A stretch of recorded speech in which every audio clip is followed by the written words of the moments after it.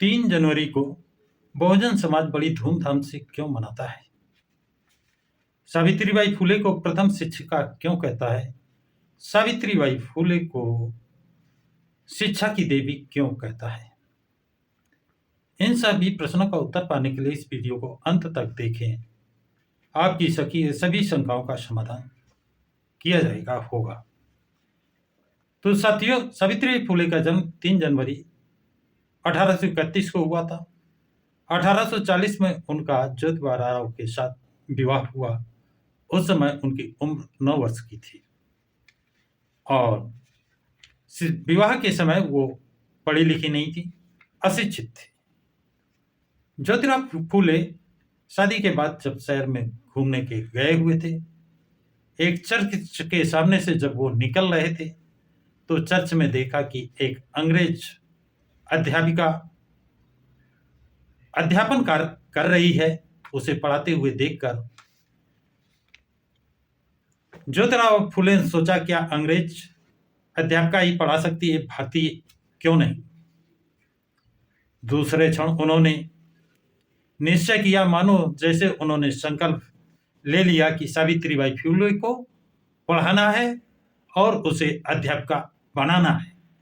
ऐसा उन्होंने मानते हैं कि संकल्प ले लिया वहीं पर।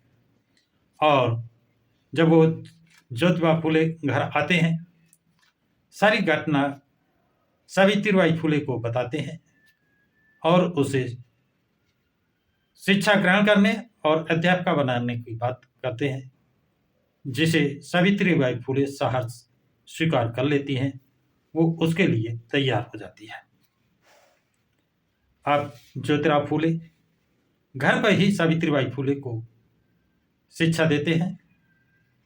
शिक्षा देने के बाद उसे अध्यापिका बनाते हैं, स्कूल खोलते हैं। कहते हैं मनवादी व्यवस्था ने इनके इस कार्य का जबरदस्त विरोध किया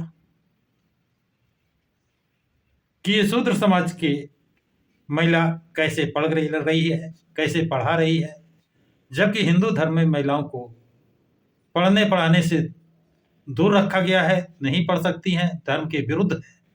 ये घर का और खेत का काम करें, ये शिक्षा का काम कैसे कर रहे हैं? लेकिन ज्योतिबा राव फुले, सावित्रीबाई फुले पर उनका कोई असर नहीं हुआ। तब मनवादी लोगों ने उनके पिता गोविंदराव फुले पर जबरदस्त दबाव बनाया और वो उनके दबाव में आ गए और उन्होंने ज्योतिराव फुले और सावित्रीबाई फुले को शिक्षण कार्य बंद करने के लिए दबाव बनाया। लेकिन ज्योतिराव फुले और सावित्रीबाई फुले उनकी इस बात से सहमत नहीं हुए। उन्होंने कहा, ये एक पुण्य कार्य है, शिक्षा देना बहुत बड़ा धर्म का काम है, और इस काम को छोड़ने से उन्होंने इनकार कर दिया।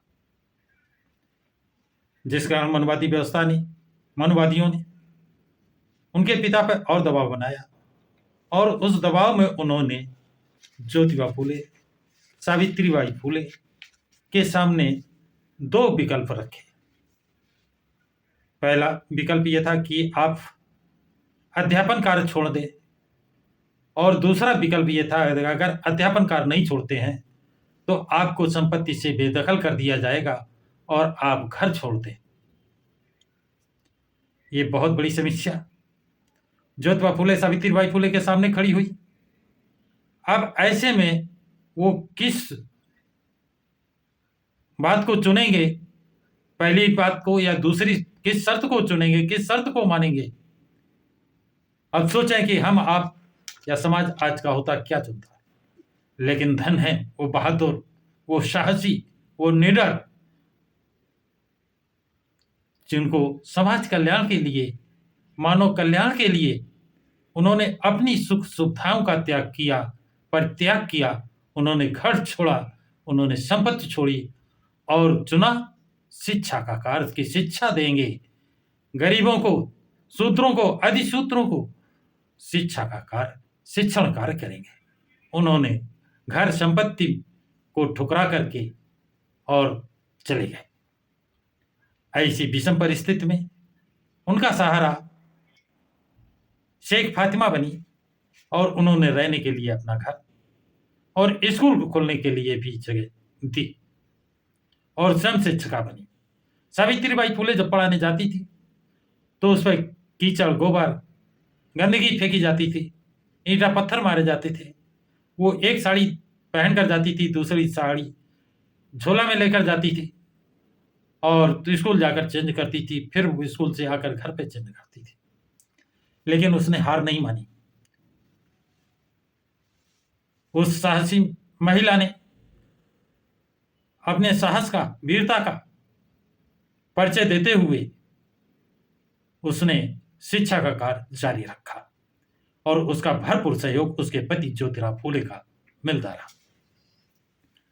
1848 में पहला विद्यालय खोला, 1852 में दूसरा विद्यालय खोला।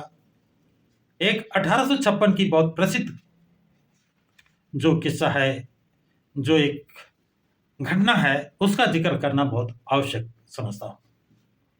1856 में एक निबंध लिखने को स्कूल के छात्रों को दिया गया,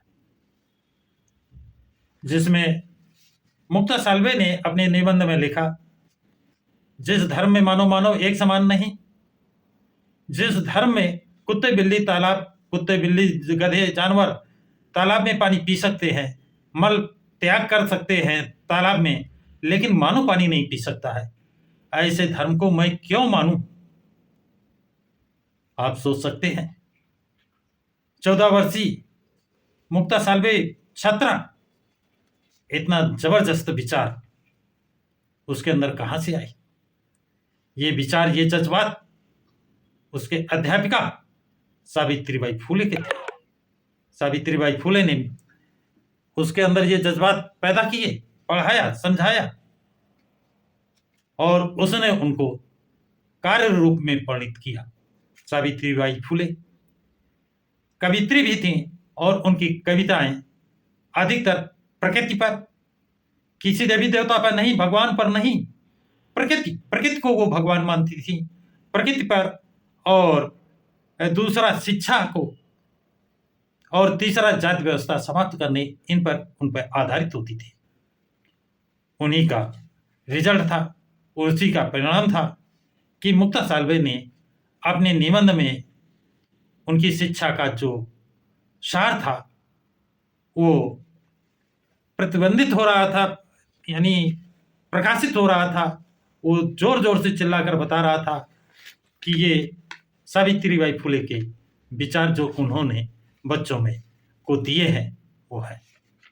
मुक्ता साल्वे का ये निबंध उस समय इतना फेमस हुआ कि इसकी बड़ी प्रशंसा हुई और ब्रिटिश सरकार ने उस साल का प्रथम निबंध पुरस्कार मुक्ता साल्वे को दिया, जिसकी अध्यापिका सावित्रीबाई फुले थी। तो उस मुक्ता साल्वे का, सावित्रीबाई फुले का, ज्योतिबा फुले का, शेख फातिमा का कितना मान सम्मान उस समय हुआ होगा, कितना मान सम्मान उस समय हुआ होगा, ये सोचने और समझने की बात है। इसलिए साथियों, सावित्रीबाई फुले को प्रथम शिक्षिका और शिक्षा की देवी कहा जाता है। उन्होंने शूद्रों और शूद्रों को, पिछड़ों को पढ़ाने में अपना घर, संपत्ति त्याग दिया और इनको पढ़ाने के लिए आगे आई। इनकी जब बाबा साहब डॉक्टर अंबेडकर ने जाना तो बाबा साहब ने अपना तीसरा वैचारिक गुरु ज्योतिबा फुले को माना था। उनका उसी तरह वो सम्मान करते थे। शिक्षा की जगत ज्योति जलाने वाले ज्योतिबा फुले, सावित्रीबाई फुले को प्रणाम करता हूं। साथियों, आप लोग अपने व्यूज कमेंट बॉक्स में जरूर लिखें तथा इस वीडियो को अधिक से अधिक लाइक, शेयर, सब्सक्राइब जरूर करें। सभी साथियों को जय भीम, नमो बुद्धाय, जय संविधान।